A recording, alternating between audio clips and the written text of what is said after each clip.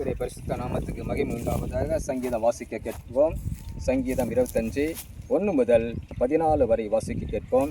கர்த்தாவே, உம்மிடத்தில் என் ஆத்துமா உயர்த்துகிறேன். என் தேவனே, உம்மை நம்பியிருக்கிறேன்.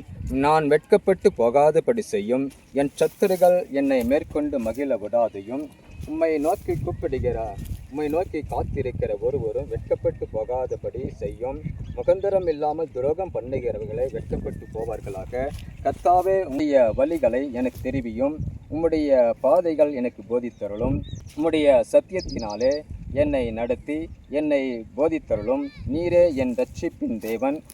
நோக்கி நாள் முதல் காத்திருக்கிறேன். கர்த்தாவே, உம்முடைய இரக்கங்களையும் உம்முடைய காருண்யங்களையும் என்னை நினைத்தருளும்.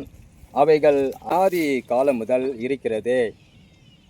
என் இளவயதின் பாவங்களையும் என் மீறுதலையும் நினையாதருளும். கர்த்தாவே, உம்முடைய தயவு நிமித்தம் என்னை உமது கிருபையின்படியை நினைத்தருளும். கர்த்தாவே, கர்த்தர் நல்லவரும் உத்தமருமாய் இருக்கிறார். ஆகையால் பாவிகளுக்கு வழியை தெரிவிக்கிறார். சாந்தகுணம் உள்ளவர்களை நியாயத்திலே நடத்தி சாந்தகுணம் உள்ளவர்களுக்கு தமது வழியை போதிக்கிறார். கர்த்தருடைய உடன்படிக்கையையும் அவருடைய சாட்சிகளையும் கைக்கொள்ளுகிறவர்களுக்கு அவருடைய பாதைகள் எல்லாம் கிருபையும் சத்தியமானவைகள். கர்த்தாவே, என் அக்கிரமம் பெரிது.